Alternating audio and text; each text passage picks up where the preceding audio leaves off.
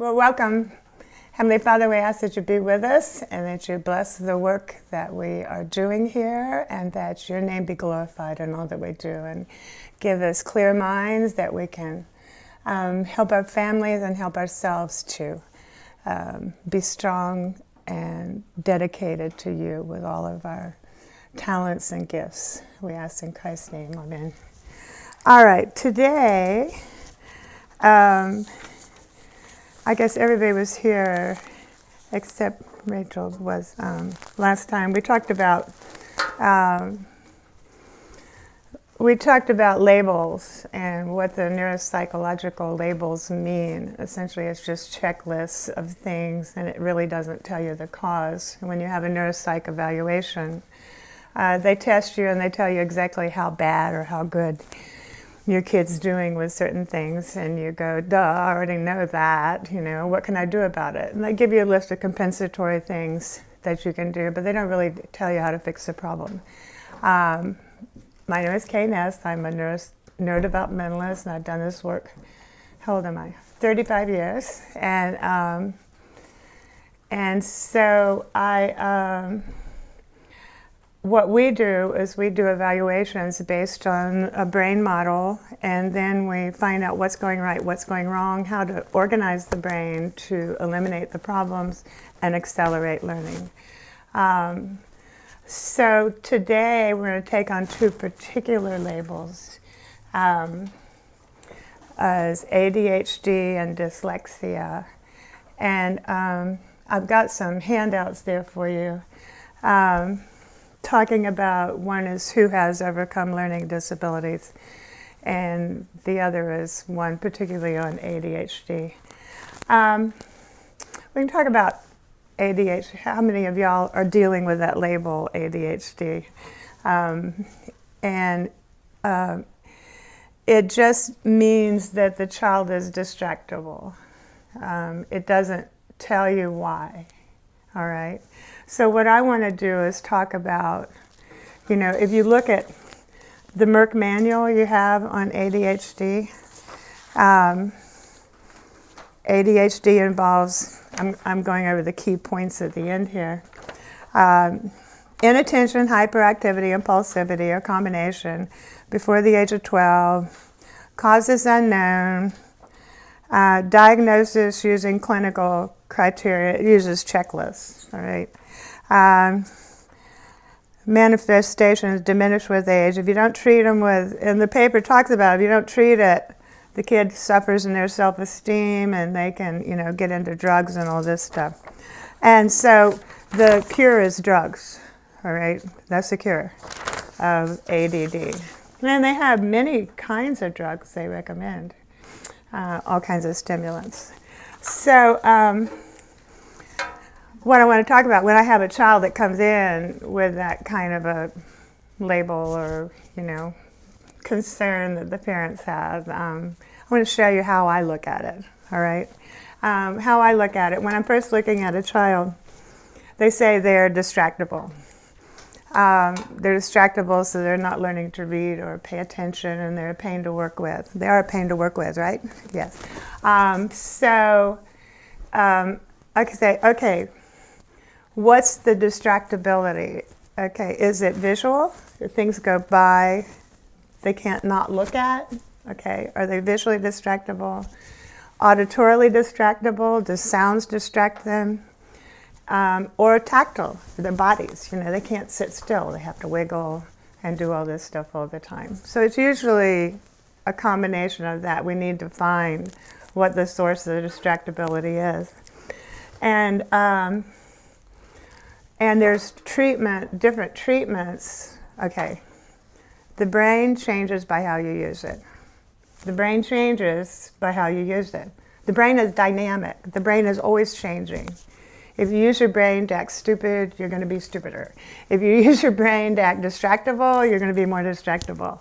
If you use your brain in a wise way, you will improve.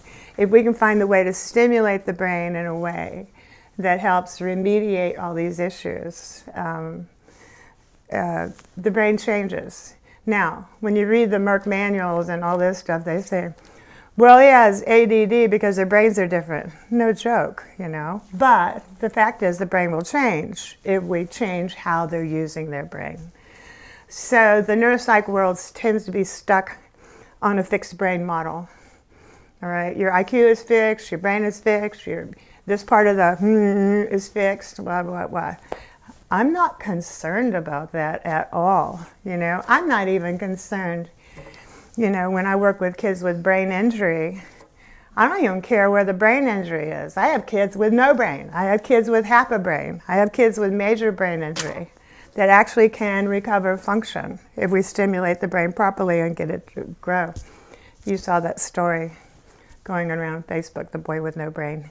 Now he's walking and talking and doing all this stuff. I've seen several of these types of reports. So the brain is a very dynamic, changeable system. Neuroplasticity is a gift from God. Neuroplasticity means with proper stimulation, you can rewire the central nervous system. That's our goal.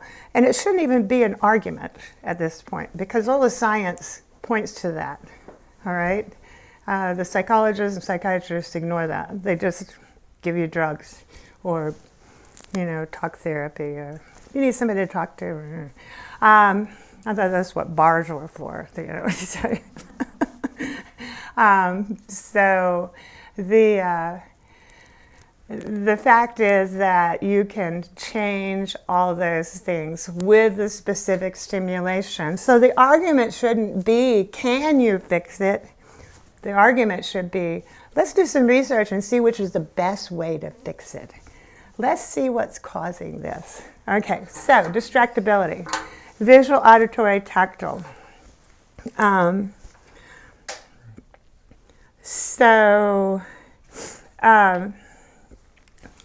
next thing I check to see how well organized the brain is I work on two principles. The concept of neuroplasticity, you can change the brain by specific stimulation, and hierarchical development. The brain develops from newborn on up through, crosses over, forms the cortex with the left hemisphere, the right hemisphere, and so forth. From birth on up to what we call neurological organization. If something interrupts that, you're going to get disrupted function. You're going to have problems with reading, you're going to have problems with attention, and so forth. So, what I do to check those different brain levels of development is I make the kid do a cross crawl on the floor. Can they do a nice cross army crawl? That's the lowest level of the brain. That area has to be organized because that's the area of sensory integration. That's the area of, you know, the very lowest level of the brain upon which everything else. So can they get on the floor and cross crawl? Today we put babies in buckets. We call it bucket babies. We put them in bumbos and seats and so forth. We don't throw them on the floor and let them move. So often kids miss that step. And that's the very basic, that's the bottom of the funnel for brain development. So also I make them get on their hands and knees, and can they crawl and creep in a nice cross pattern this way. This is the midbrain area of brain development, and this is also where the eyes start to learn to work together, all right? This midbrain. And if you look at the diagram of brain development, this part of the body comes up into the brain and is controlled by this hemisphere of the cortex, right? This is that crossing over occurs at the movement level of the brain, at the pons midbrain cortex of the brain. So all those movements are what help the signals get crossed over and organized into the proper hemisphere of the cortex. So being able to do a cross pattern crawl when they're doing it. When they walk, do they have a nice cross pattern walk? Can they do a cross pattern skip? Okay.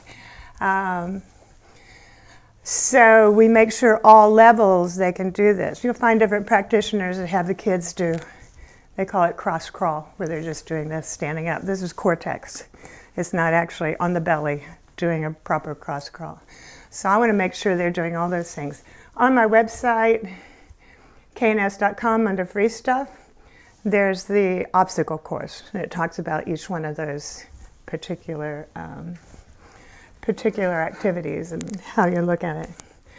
The next thing, so If the child has coordination issues, coordination is cross-pattern activity. If the child is uncoordinated, he needs to go back and do the obstacle course. He needs to do the cross-pattern stuff. And that helps with all those. Coordination is usually the first thing I see come in when a child's on program with me. When they do those cross-pattern things, all of a sudden they can run without falling down. You know, they quit bumping into things when they walk across the room, or, you know, hit themselves with the ice cream cone in the middle of the head. All these things. So it's on my website under free stuff, is the cross-pattern. It's all the rage these days is to do reflex integration, talking about reflexes and so forth. So I've taken all the reflex classes from the 3 biggies in the world, Moskotova, Dr. Bloomberg out of Sweden, and the Goddards out of England. Are they Goddards now? Anyway, so I check all the reflexes. One of the first things I check is the Babinski reflex. I look at the bottom of the foot and I run my finger from the heel to the toes. And a newborn baby, the toes will go up and spread. And when it's integrated, the toes will go down. Often I see kids with it just equivocal. It just stays straight. That means their body is not getting tactile information in an organized fashion, and their central nervous system is immature. So we need to go back and do all that stuff. Take their shoes off, make them walk barefooted on rough surfaces, and do the tactile sequence, but I'll talk about that later. The kids that have the wiggles, they can't sit in a chair. They can't wear a belt, all right? They can't, if you touch their back, like, you know, it's like electric shock. Vicky, come here. I check the back reflexes, which is, I just shocked her. Did you feel the shock? The spinal perez reflex is if you run your finger down here, and they go, ah. Oh, you can't see it on the camera. You run your finger down here, and you go like that. That's a back reflex that we need to integrate. And that's one of the ones that's probably on their hands and knees. When I'm looking at they're on their hands and knees like crawling, and I run my finger here on this side, and the hip kicks out, one side or the other. That's called the spinal galant reflex, and that has to do with, that's a birth reflex, and it should be integrated by, thank you, Vicki. You're a wonderful model. That should be integrated by 4 months, I think, something like that. So the baby, when it's being born, it'll kick its hips out to get down the vaginal canal, and that's why it's there. But a lot of the kids still have these reflexes unintegrated, and that means they put their back against a chair and it's like, you know, or they put on a belt and it just gives them the wiggles. They just can't, like electric shocks going through their body. So we need to look at all those things. If a child goes through the normal neurodevelopmental steps of the obstacle course, they will integrate the reflexes. You don't have to go to a specialist to integrate the reflexes. If the reflexes at this point are still unintegrated, then we can intervene. But going back and making sure you've gone through the whole obstacle course and all those developmental steps should naturally integrate the reflexes. I mean, God didn't make a mistake by not giving us, you know, reflex integration specialists. What we do is we interfere with a natural developmental process that keeps them from being integrated. There's been research showing that the hepatitis B vaccine will unintegrate reflexes that they give at birth in primates. That's monkeys.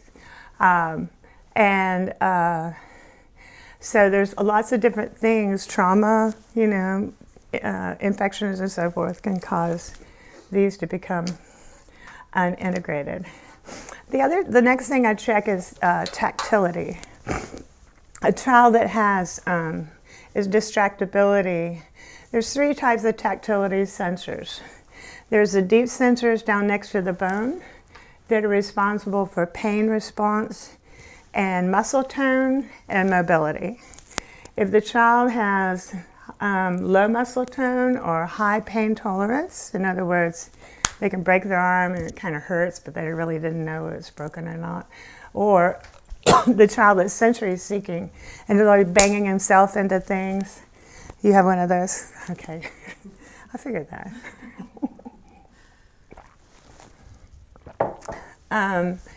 The child that throws himself off the back of the couch all the time, is getting into people's space. They doesn't have any sense of where he should be and shouldn't be. How many times do I hear that complaint?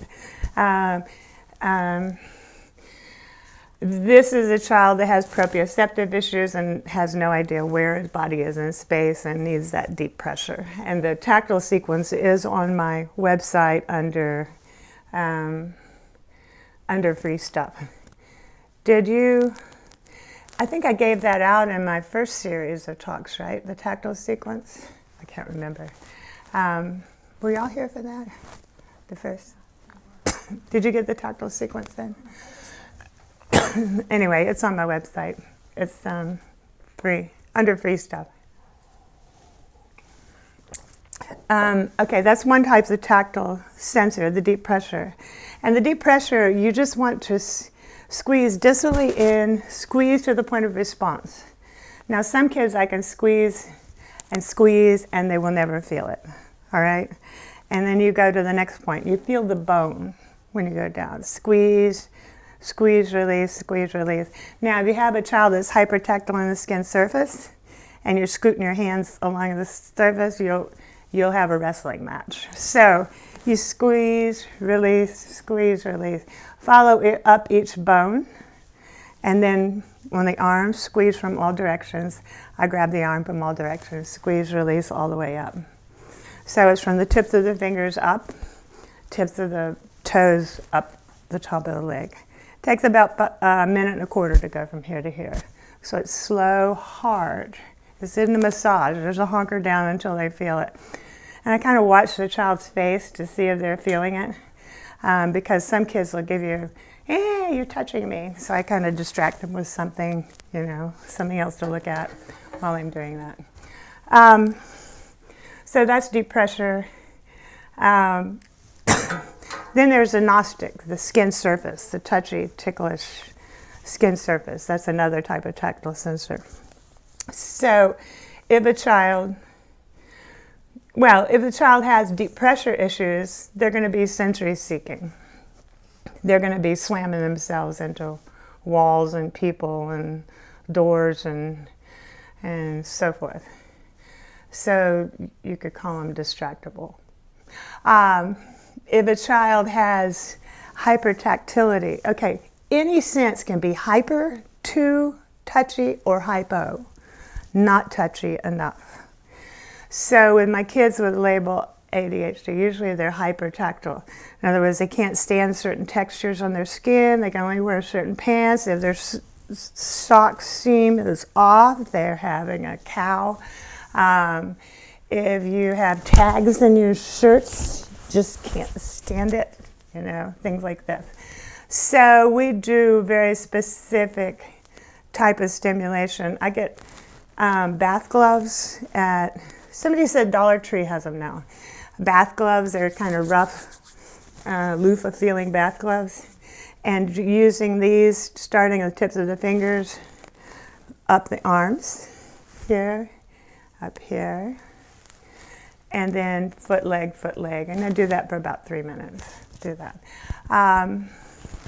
So that takes care of the skin surface tactility. I have found in my work there's a very close relationship between allergies and skin surface tactility. If a child, I think I'll have a kid that I think, okay, we've resolved this skin surface tactility. Spring or fall comes when the allergens come out and the kid's hypertactile again. So there is a close relationship between those two. If the child is hypotactile, in other words, they don't feel their skin appropriately, they will also be sensory seeking. In other words, they'll be putting their hands in everything, they'll be touching. I see this in my kids with Down syndrome a lot. Sensory sticking, they always have to have something in their hands, and they're going around like this. So it could be hyper or hypo. On the deep pressure, if the kids are hyper to deep pressure, I see this in my children with brain injury. They have high muscle tone at times, and they have to, but we stimulate it the same way. All right, we still work on it the same way. And then there's hot and cold. I've had autistic kids that can put their hand and burn it and not feel it, okay? And then I have, like my son thought a warm bath was hot. He was terrified of the bathtub, okay? So it was hyper to heat. So we had to do temperature stimulation. So you come along with cold, cold, cold, cold, cold, warm, warm, warm, warm, warm. Okay, and you stimulate that pathway. Again, that's on the website under tactile sequence. I use the sports packs, or you can use hot and cold washcloths, which is messy and you never get it done, that type of thing. But know that you can treat each of these things, and if you stimulate it properly, the problem goes away. All right. Sound sensitivity. How many of your kids are hyper to sound? I usually, this is really not that uncommon. Oh, before I leave tactility, another thing I find is face, haircuts, head sensitivity. So we do some facial stimulation if I find that. That's a totally different nerve than the ones here. Again, it can be hyper or hypo. How many of your children have trouble with haircuts? You know, like, you got them all, Chika. Congratulations. So we also do that. We call it trigeminal stimulation.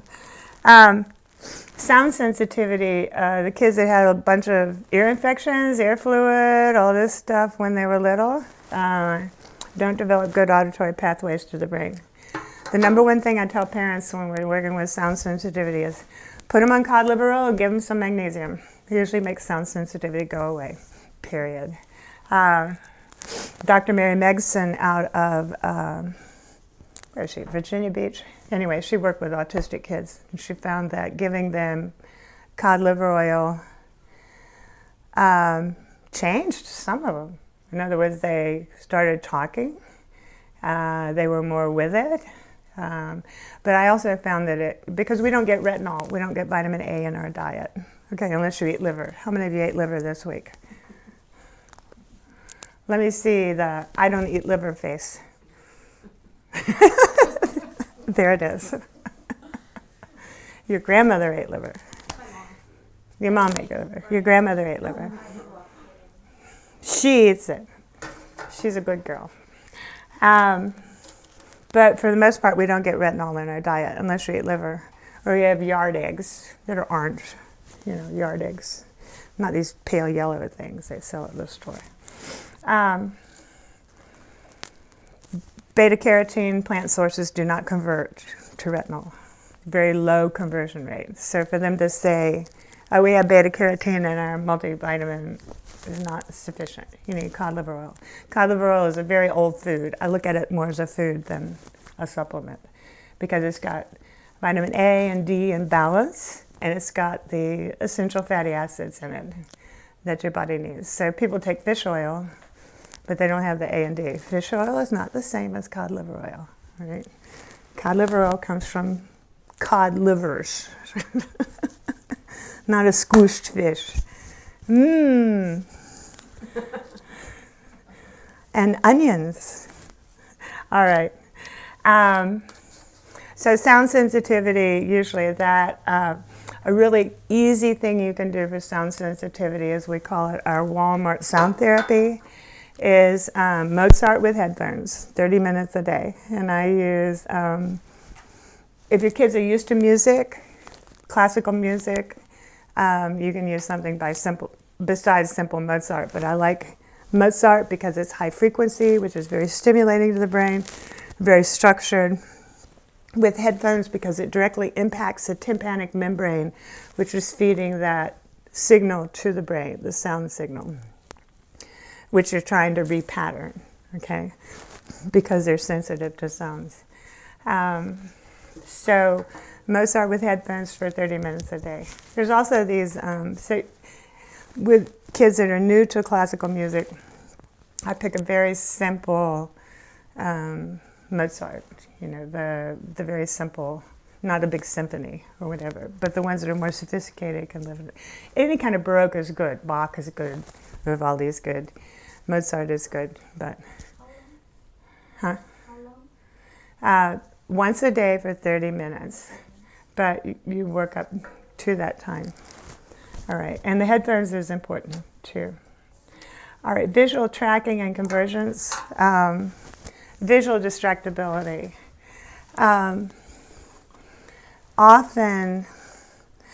I see, especially children with autism or visual distractibilities, even children with learning disabilities, I've seen this with.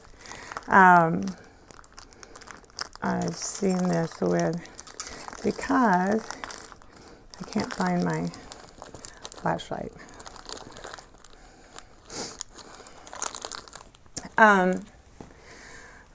If you have a child that has low eye contact, any of y'all have problems like that with your kids? Low eye contact, or the autistic kids stim. They do visual sensory play, or they look sideways at things, or they look sideways at the TV, they stare at fans, or they walk along the edges of stuff. There's a whole zillion different ways you can do visual sensory play. Flipping pages of books, things like this. Oh boy. You need to stop all that stuff. But you need to find the underlying cause. And usually it's because their central detail vision is not well developed, and they're living in the peripheral world, all right? And that means everything in the peripheral, what do you see with your peripheral vision? You see edges and motion. So what do the kids do to stimulate it? They have motion and they walk along the edges of things, all right? The thing about, the therapy world will tell you, oh, he needs to stim because it calms him down. Well, so does heroin. But you don't want to give your kid heroin, all right? Stimming in the autism world is stimulating a broken sensory channel that produces endorphins that makes you want to do it more, okay? So it takes you more and more out of this world into their own world. We want to bring them back into our world so they can function. So what I do, don't you like my new pens? Aren't they cute? What I do is I have the child sit right in front of me. I put a hand over an eye, and I take a little light and shine it right at the pupil of the eye. And the pupil, here's your eyeball. Here's your pupil. Can you see that? Okay, the light should shine right off the center of the pupil. If I ask him to look at the light and hold it up here, it should shine right off the center of the pupil. If it's way off center, that means their macular function, their central detail vision is not well developed. And we have different ways of developing that. Nutritionally, lutein zeaxanthin is the bioflavonoids that help do that. So eat a bunch of blueberries. But if that's an issue, you need specific evaluation and intervention to look at that. So you've heard of macular degeneration. We use the same thing, type of technique. So I look at one eye and then I look at the other eye to see if the light shines right off the center. And quite often I see the central detail vision not well developed. And even my kids with labels of learning disabilities with low eye contact have this quite often. One of the things I see Oh, that's under dyslexia. But one of the things I see when they're trying to read is they actually don't see parts of letters and words when they're reading. You have that central, the macula is what? It's the spot on the retina where the cones and rods are. That's where you see detail, all right? So if that's not well developed, you're going to miss pieces, details of pieces. Like you'll miss pieces of letters in words, and you'll misread things that way. All right, so it's not unusual for me to see that. So the kids in the peripheral world, and they're visually distracted by everything that's going on, we can actually make a mask, okay, like a little mask with holes in the center, so they cuts out their peripheral vision. When you're trying to work face-to-face with this child, cuts out the peripheral vision, and they cannot get distracted that way, okay? It works really well. And again, your brain changes by how you use it. If you use your brain and your vision properly, it actually improves it. So the mask can actually help.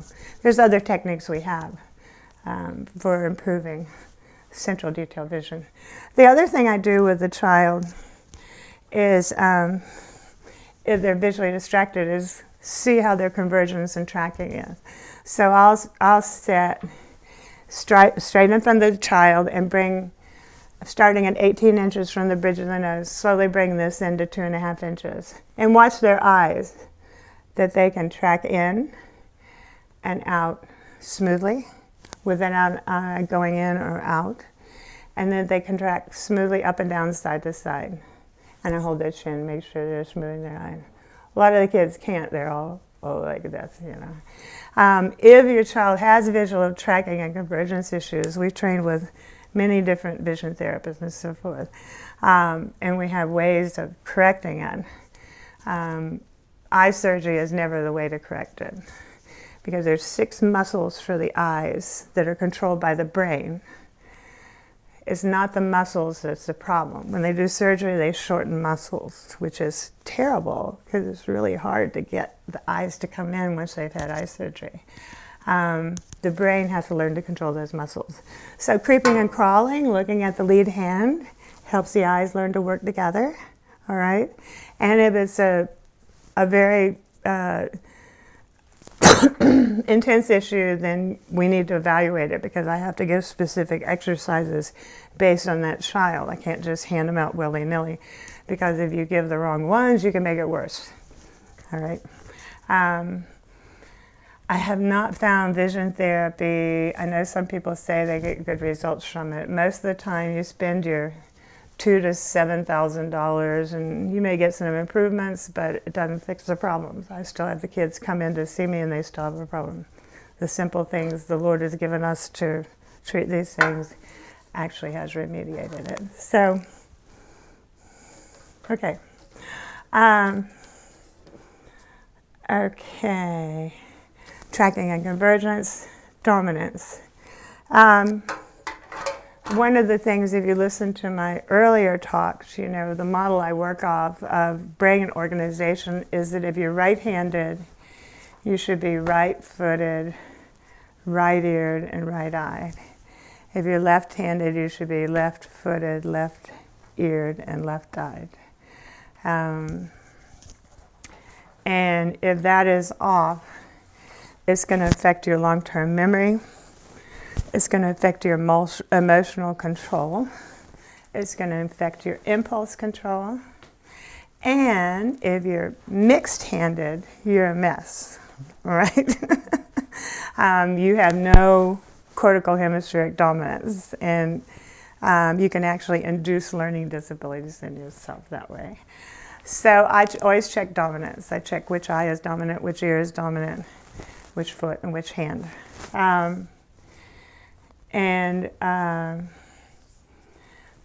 Check the genetics. You cannot fight your genetics. In other words, if you're genetically supposed to be right-handed, you should be right-handed. Now, should I do my hair swirl stories? If you look at the back of people's heads and look at their hair swirls, you can't tell with long hair. If it's clockwise, they're right-handed counterclockwise, they're left-handed. If they have dual opposing hair swirls, you're in trouble because the brain is disorganized. All right. I have to write that paper up, my hair swirl story, and give it to Jerry Honkman. He doesn't believe me. So check the dominance. And if it's off, in other words, if the ear dominance is off, the eye dominance is off. When I started this work, I had to be evaluated and do my own program. So I have a chemical engineering degree. I was a good student. I always made good grades, but I had to read it. If you said it to me, I was right-handed, right-eyed, and right-footed, and left-eared, because I was on the phone like this all the time. All right? If you said it to me, if I didn't write it down, it was gone. I could not remember it. So I had to shift to my right ear.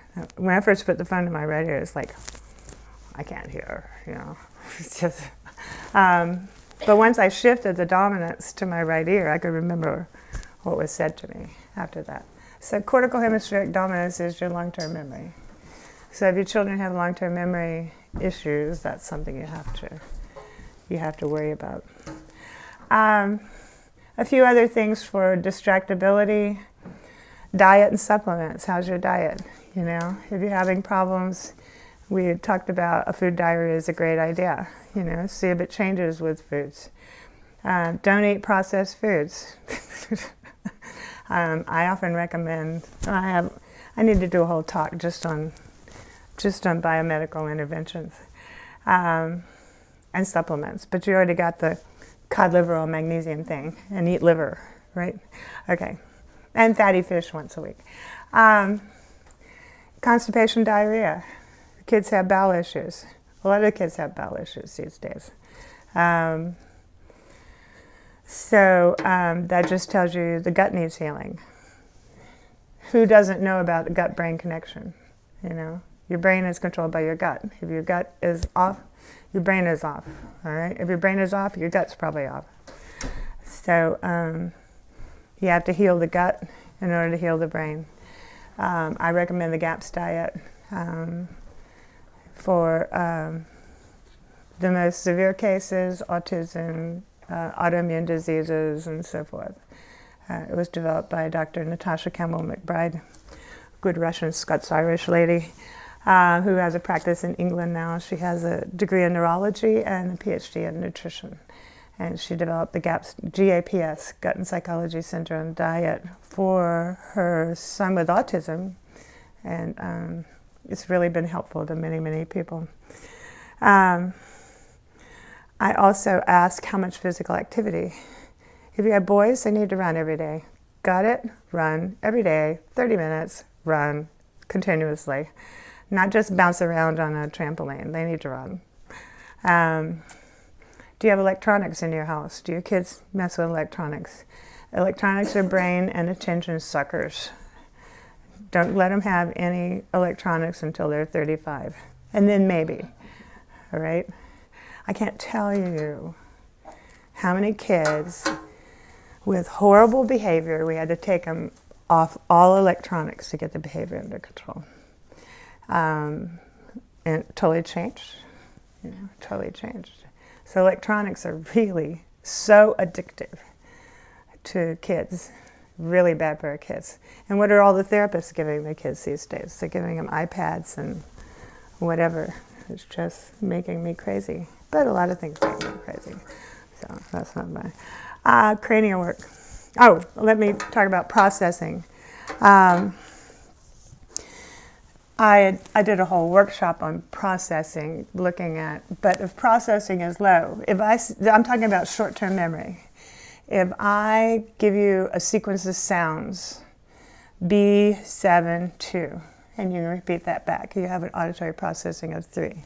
If I say a sequence of 4, you have 4. You're like a 4-year-old. 5, 5-year-old. 6, 6-year-old. If your child is 10 and has a processing of 2, he's going to act like a 2-year-old. Got it? You need to find out, you need to test them and see what his auditory processing is. If you're giving long, what is the number one error we make as, well, I don't know, there's number one error in trying to teach our kids. We talk too much. We talk too much. We need to talk less and do more. I'm the worst sinner, okay? If we talk enough, we can talk that kid into behaving and doing the stuff we want, right? If we say enough words, right? Wrong. Check your child's auditory processing. If the processing is 3 and you're talking to them in long paragraphs, what was the cartoon where you're talking to the dog and it's going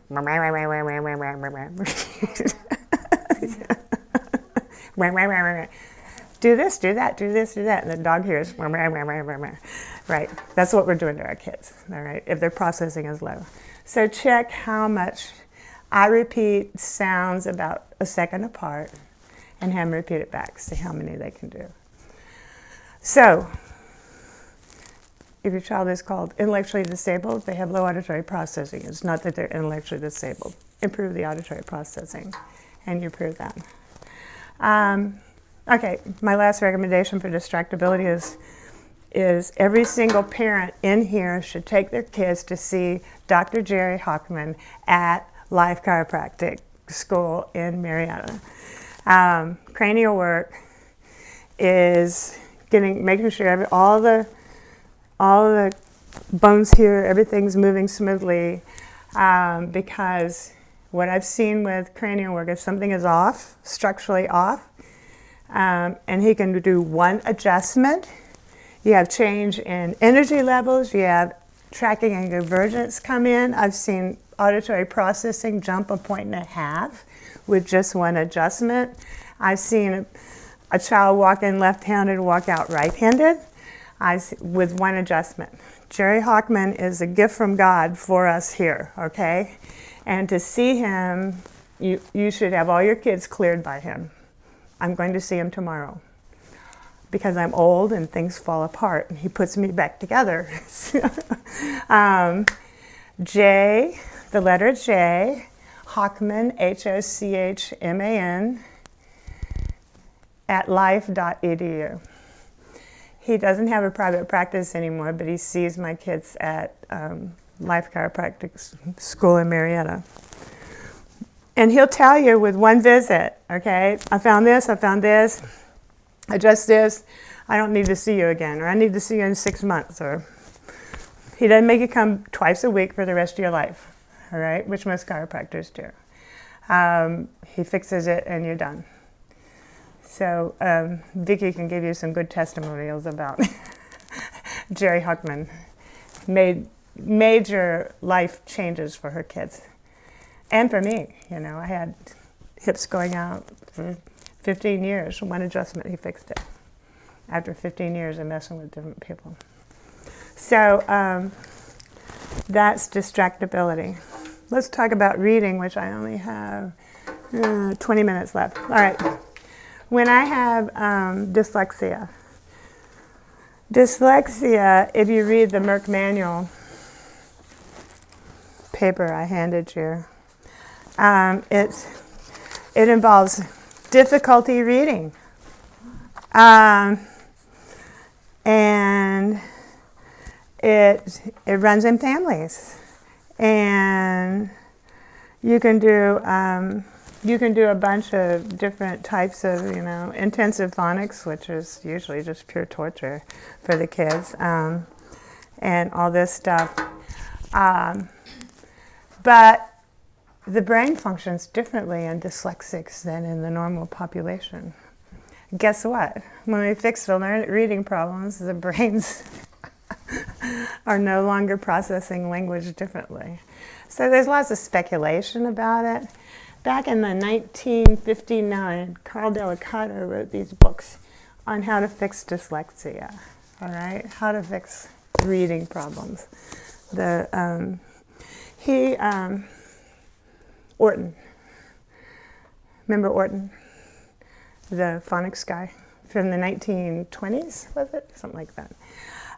Carl Delicato's PhD in education, he went back to Orton's work, and there was a time where he had to decide reading disabilities is either from the brain or from instruction. Orton chose instruction.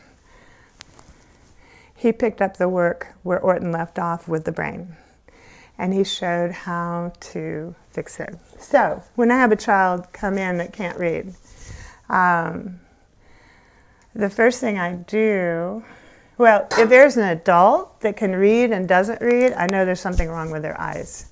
So I check their tracking and convergence and all this stuff. And that's why they don't invite me to parties, because I'm going, oh, you don't like to read, let me see your eyes.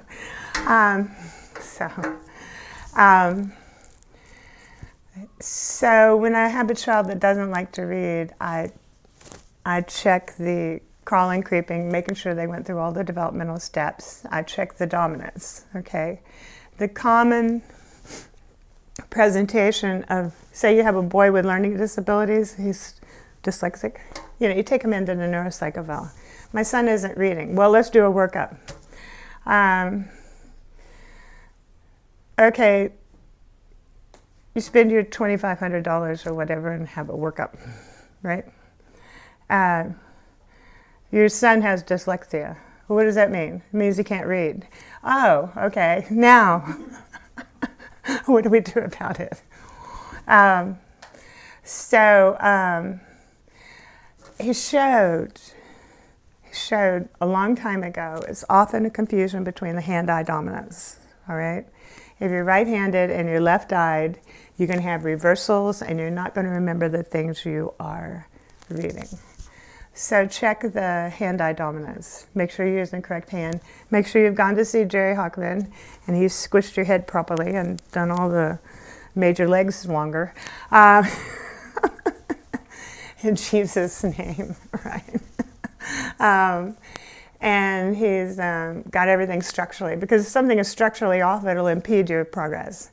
And I've just found with the cranial work, it just, it's just magic. It really helps a lot.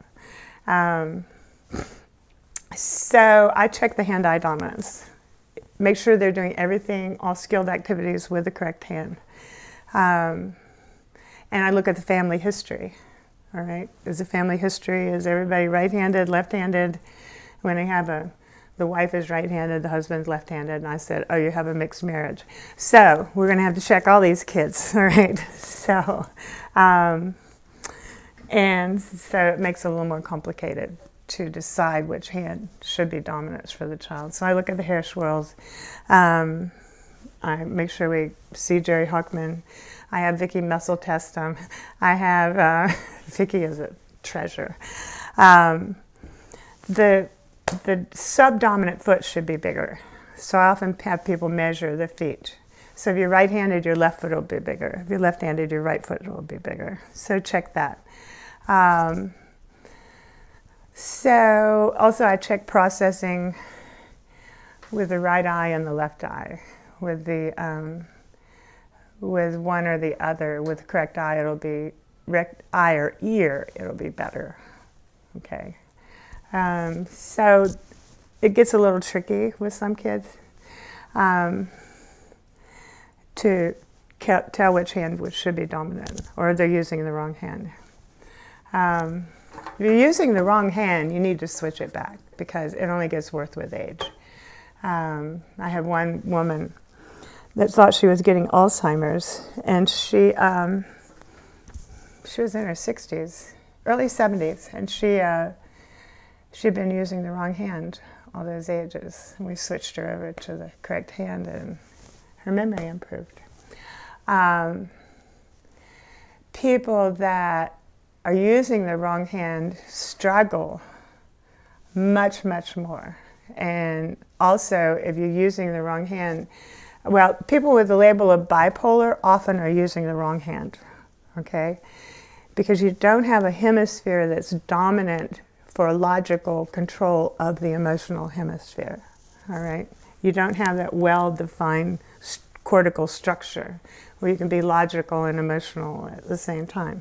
You're either logical or emotional. So it makes you a little crazy. It's hard to control your emotions when you're,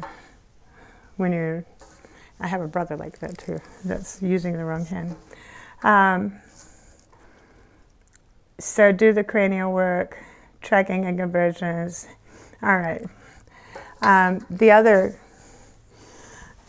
So when you start to work on getting the proper hand-eye relationship, if you're right-handed, moving, the eyes can be mixed dominance. In other words, have you ever seen a kid, a little kid, you take the toilet paper tube and it goes right here.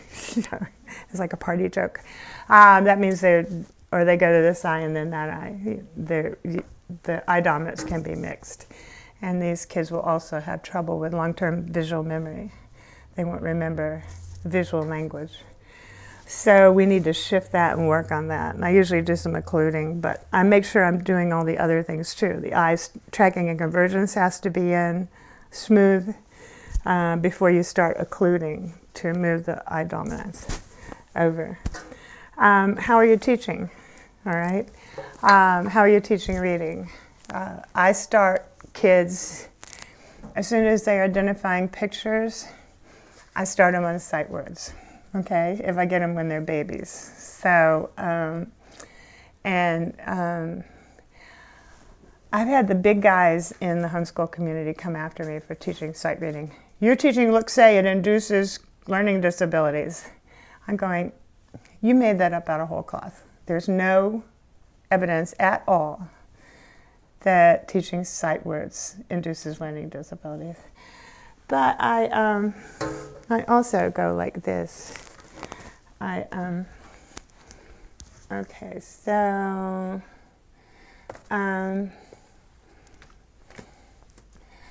okay, so, see that? What did it say? Did you sound it out or did you sight read it? Oh, you sight read it. I'm post Amelia Bedelia. What kind of a southern dog is this? I hate my burp. Anyway.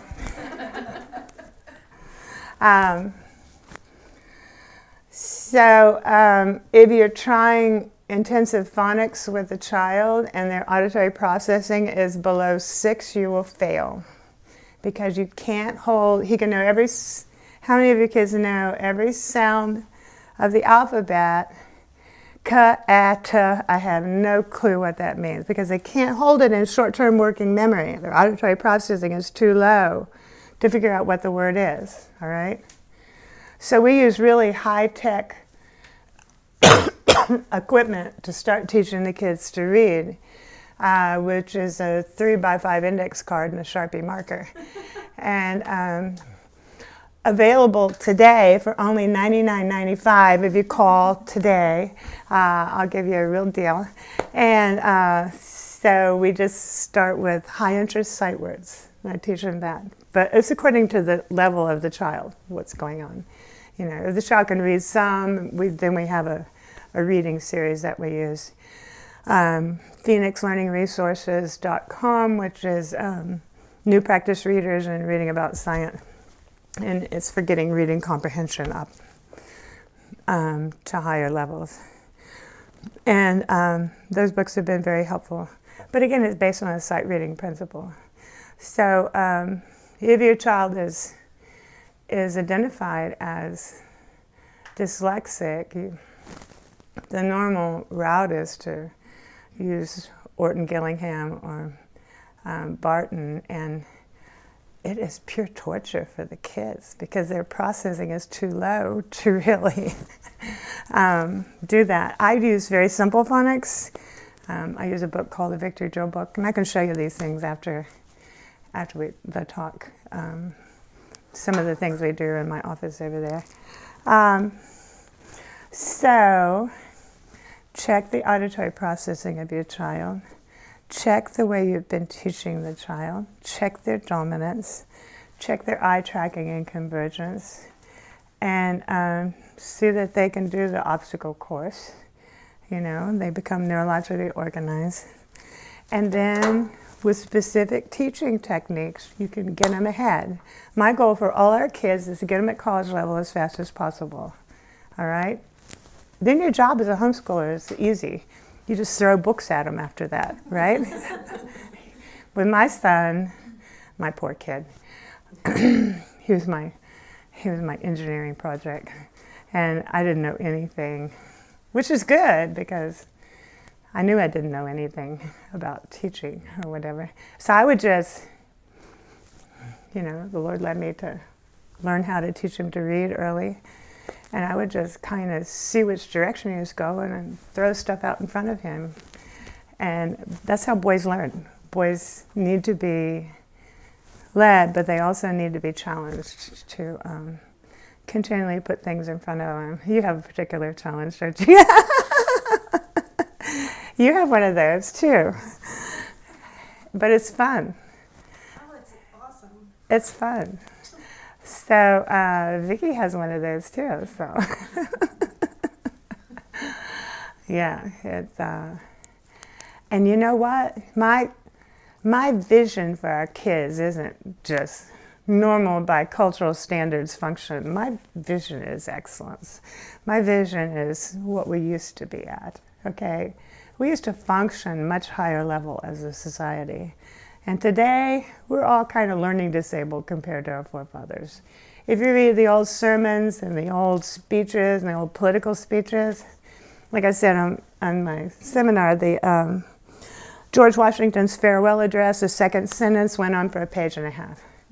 Can you imagine a politician having that complex a sentence structure today?